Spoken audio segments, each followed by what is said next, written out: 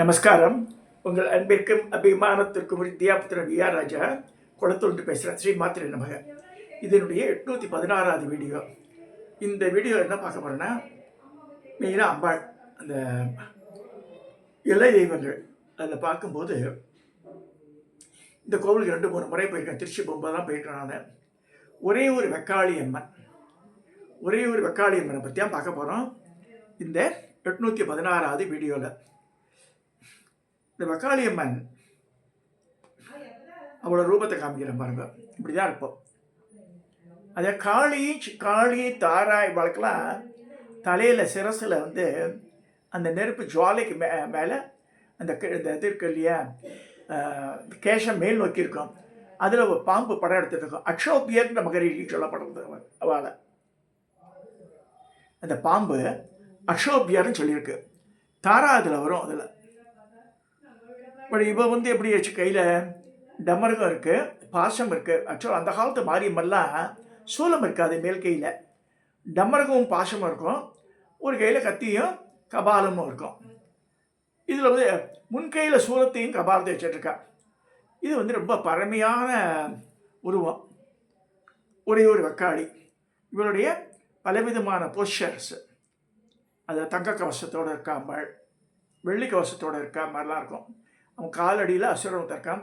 தெற்றுப்பல் இருக்கும் அம்பாளுக்கு. மெயினாக இந்த அம்பாளுக்கு என்ன வித்தியாசம்னா, மிச்ச அம்பாளுக்கெல்லாம் இல்லாத தெற்றுப்பல் இருக்கும். இது வெள்ளி கவசம்.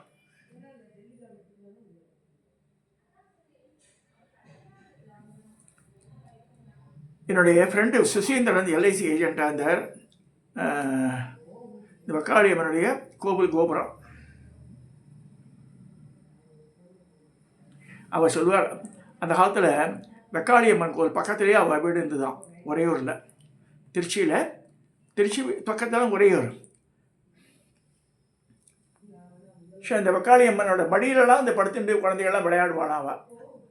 நான் முதல்ல போயிருக்கும் போதும் ரொம்ப கிட்ட தான் பார்த்தேன். பழையன்னு ஒரு ஒளி, அதாவது இவ்வளோ பிரைட்டாக, எப்படி இது மாதிரி லைட் கூட இதாக இல்லையே. பார்த்தா மேலே ஓப்பனாக இருக்குது. there's no ceiling for அம்பாள். வெக்காளி அம்மன் கோவிலுக்கு மட்டும்தான் அந்த மாதிரி வச்சுருக்கு. மேலே சீலிங்கே கிடையாது.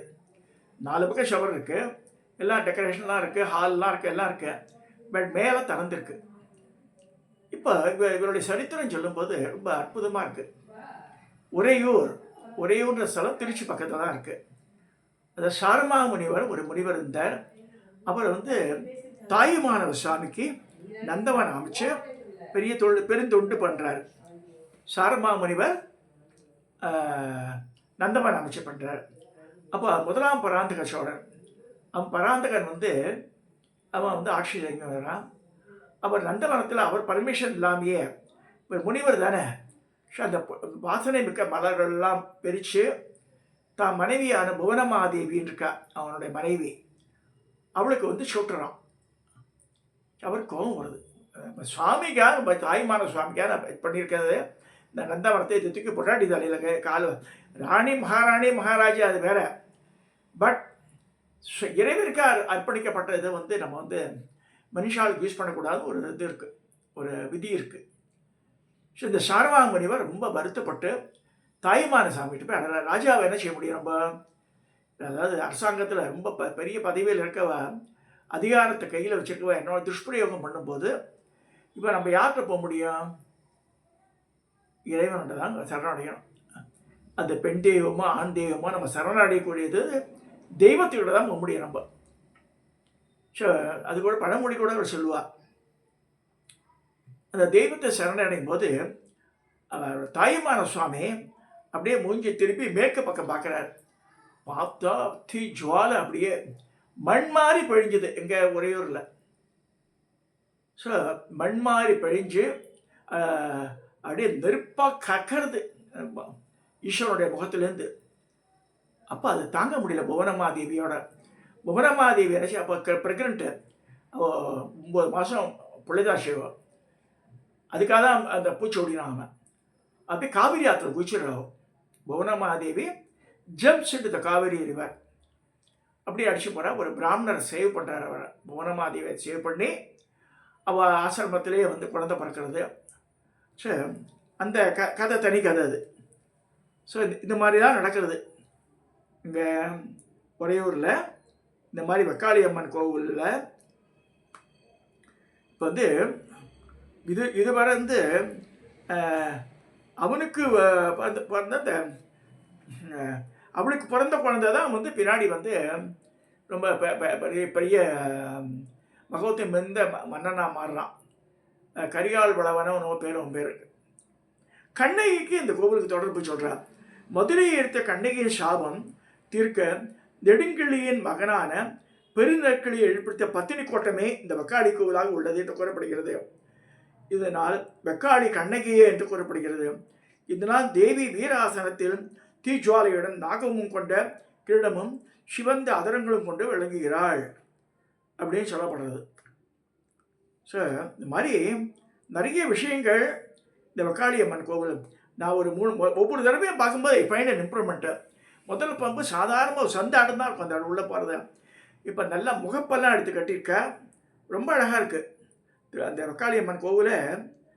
இப்போ தங்க தேரே வந்துடுது. இப்போ முன்னாடி அதெல்லாம் கிடையாது. நான் சொல்கிறது 35 வருஷத்துக்கு முன்னாடி தங்கத்தேர்லாம் கிடையாது அவளுக்கு. இப்போ தங்கத்தேர் வந்து 2010 நிர்வாகம் பண்ணியிருக்கேன்.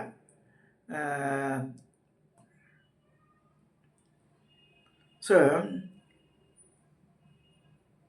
அந்த இப்போ வந்து புவனமாதேவி காவிரி ஆற்றுல குதிச்சு அப்புறம் பிழைக்கிற அவள் வெக்காளியோட பக்தியாக மாறிடுறா. உறையூர் காத்திய அன்னையை இன்று மக்கள் வணங்கி வருகின்றனர். மண்மழை பொழிந்து நகரம் அழிந்ததாகவும் கூறப்படுகிறது. அந்த மாதிரி சொல்லப்படுறது.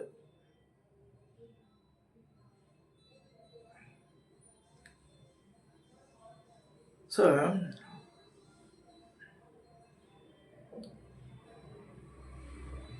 கரிகால் பெருவளத்தான்ற பையன் தான் அவளுக்கு பிறக்கிறான். யாருக்கு? புவனமாதேவிக்கு பிறந்த பிள்ளை பேர் கரிகால் பெருவளத்தான். ஸோ அவன் வந்து அப்புறமா ஆடுறான். ஸோ அம்மன் கருணையினால் அவனும் பிழைச்சான், அம்மாவும் பிழைச்ச பெரிய பக்தியாகி அம்பாளுக்கு செஞ்சிருக்கான். காலப்போக்கில் மறைஞ்சு போய் இப்போ திருப்பியும் அறநிலையத்துறை கட்டுப்பாடு தான் இருக்குது. இப்போ நல்லா மெயின்டைன் பண்ணுறா கோவிலை. அதெல்லாம் நோ டவுட் வந்துட்டு.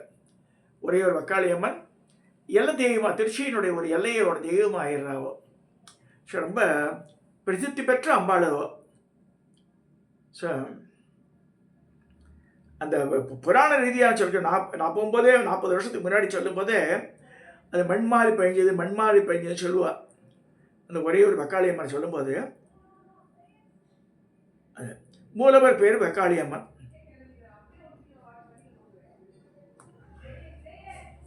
உறையூருக்கு என்ன பேர்? உறையூருக்கு வாகபுரி, கோழியூர், முக்தீஸ்வரம் என்ற பெயர் உண்டு. உறையூர் சூரபாதித்த சோழன் உருவாக்கிய ஊர் என்பதை உரந்தை, வேதபுரம், பாரணம், முக்கீஷபுரம், தேவிபுரம், உரகப்புறம் என்று வழங்கப்பட்டது. இந்த முன்பு இவ்வூர் முற்கால சோழர்களின் தலைநகராக இருந்தது இருக்கு. ஸோ அது முக்கியமானது. உறையூரின் வடக்கே காவல் தெய்வமாக, வெட்ட வெளியில் வானமே கோரையாக, மேகங்களே திருவாசியாக, மழையே அபிஷேகமாக, நட்சத்திரங்களே மலர்களாக கொண்டிருக்கிறாள். உடுக்கை, பாசம், சூலம் மீதிய நிலையில் இருக்கிறாள். மேற்கூரை இல்லாத அம்மன் கோவில்களில் அம்மன் இடது காலை மடித்து அமர்ந்திருப்பாள். இங்கு அம்மன் வலது காலை மடித்து இடது பாதத்தை அஸ்வரன் மீது வைத்துள்ளாள். இந்த கோவிலுக்கு தலமரமோ தீர்த்தமோ இல்லை. இந்த கோவிலை விஸ்வநாதர், விசாலாட்சி அம்மன், காத்தவராயன், பெரியண்ணன், மதுரை வீரன், பொங்கு சனீஸ்வரர், நவக்கிரகம் ஆகியோர் சன்னதிகள் உள்ளன அப்படின்னு சொல்லியிருக்கு. விழாக்கள் சொல்லும்போது இங்கு மகா சர்வசண்டி ஹோமம் நடைபெறுகிறது. சித்திரை 5 நாட்கள் விழா, பங்குனியில் பூசொரிதல் விழா, வைகாசி கடைசியில் வெள்ளியில் மாம்பழ அபிஷேகம், புரட்டாசியில் நவராத்திரி, தை, வெள்ளி, ஆடி, வெள்ளிக்கிழமை மற்றும் செவ்வாய்க்கிழமைகள் சிறப்பு நாட்களாகவும் சொல்லிருக்கு.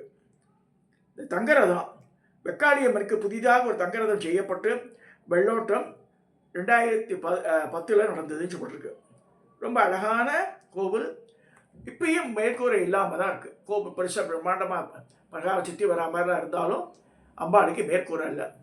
சென்னையில் இங்கே சென்னைக்கு அருகில் உள்ள அந்த ஜனபஞ்சாத்திரம் கூட்டுரோடு இருக்குது. காரனுடைய பிரிட்ஜை தாண்டி நோண்டிய லெஃப்டில் போனால் பெரியபாளையம் ரோடு. அங்கே போகும்போது ரைட் சைடில் ஒரு காலேஜ் இருக்குது. அவளுக்கு வந்து வெக்காளியம் அந்த அந்த கரஸ்பாண்டன்ட் வந்து வெக்காளியம்மனோட டிவோட்டிவா ஒரே ஊரில் இருக்க வெக்காளியம்மனோட பெருசாக இங்கே பண்ணி வச்சிருக்கா. அதே மாதிரி மேற்கூரை இல்லாமல் நல்லா பண்ணிருக்கா. அதே மாதிரி ஓங்காரேஸ்வரர் வந்து லிங்கம் கொண்டு வந்து அதையே பிரதிஷ்டை பண்ணியிருக்கா. அந்த இடத்துல public allot to see that. அங்கே போயிருக்கேன் நான். இந்த வெக்காளியம்மனை எங்கள் அம்மாலாம் இருக்கும்போது நான் 30-40 வருஷத்துக்கு முன்னாடி போயிருக்கேன். என் மனைவியோட 3 தடவை போயிருக்கேன் அந்த இடத்துக்கு. ஏன்னா ஒவ்வொரு காலப்பக்கில் இந்த சுச்சீந்திரன் சொல்லுவாங்க, எல்ஐசி ஏஜென்ட்டு. அவர் என்ன சொல்லுவாருன்னா, சின்ன குழந்தையாக இருக்கும்போது everybody use to play, Vekkaliamman மடியிலலாம் படுத்து போனாங்க போய் அப்படின்னுவான். அதெல்லாம் ஆச்சரியமாக இருக்குது எனக்கு. ஸோ அந்த காலத்தில் வந்து ஒன்றுமே இல்லை, சுற்றி குடிசைகள் தான் வந்துருக்கு, அது மாதிரி இருக்குது. இப்போ ரொம்ப அழகாக பண்ணியிருக்கா, அதையும் ஒத்துக்கணும். அறநிலையத்துறை பற்றி மோசமாக சொல்கிறத தவிர நம்ம தமிழ்நாடு அறநிலையத்துறை மூலமாக இயங்க கோவில்கள் இதுவும் ஒன்று. தேர் வெல் மெயின்டைன்டு. அதை வந்து நம்ம வந்து வி ஷுட் அப்ரிஷியேட்டு. இல்லைன்னு சொல்லக்கூடாது. ஒரு நல்ல காரியம் பண்ணால் அதை நம்ம வந்து ஒத்துக்கணும், அதை வந்து பாராட்டணும். இந்த பெருமையெல்லாம் அறநிலையத்துறைக்கு தான் நான் சொல்லணும். இதோட இந்த வெக்காளியம்மனை பற்றி பார்த்துருக்கோம். ஒரே ஒரு வெக்காளி புவனமாதேவி அந்த முதலாம் பராந்தக சோழனுடைய கதையும் பார்த்தாச்சு. சாரமா முனிவரை பற்றியும் பார்த்துருக்கோம் அன்றைக்கி. இதெல்லாம் சொல்லி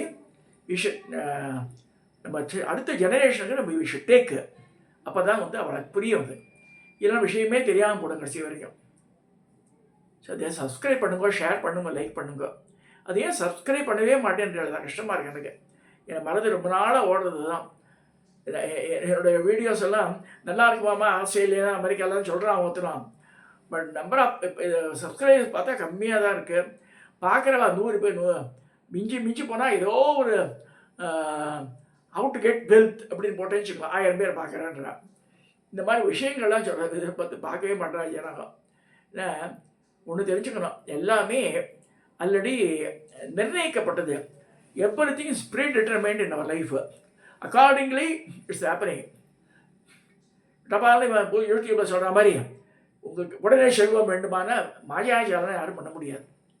ஒவ்வொன்றும் தபஸ் இருக்கணும், மந்திரங்கள் சொல்லணும், அதெல்லாம் பண்ணி வருஷக்கணக்கில் ஆகும். இதெல்லாம் வந்து டக்குன்னு எடுத்தாங்க ஊத்தான்னு நடக்கிற கேஸே கிடையாது. மகாமாரியெல்லாம் உடனடியாக அருள் புரிய தெய்வங்களை வாழலாம். அதனால தான் சொல்கிறேன், ஆடி மாதத்தில் அதில் இவாளெல்லாம் மாரியெல்லாம் வெளிப்பட்டால் ரொம்ப சீக்கிரம் பயப்படக்கூடிய தெய்வங்கள்வா. அவளை வழிபடணும்னு சொல்லி மாவளுக்கு போடுவார், பச்சை போடுதல்னு பேர் அதுக்கு. இதுக்கு ரம்பிகோடை மேலே மஞ்சள்லாம் பூசி, அது குங்குமம்லாம் வச்சு, வேப்பலையெல்லாம் சொருகி, இந்த இந்த பொங்கல் வைப்பா எல்லாம் பண்ணுவாள். இதெல்லாம் பண்ணணும் ஆடி மாதம். அது அப்போ தான் தெய்வங்கள் நம்மகிட்ட வரும்.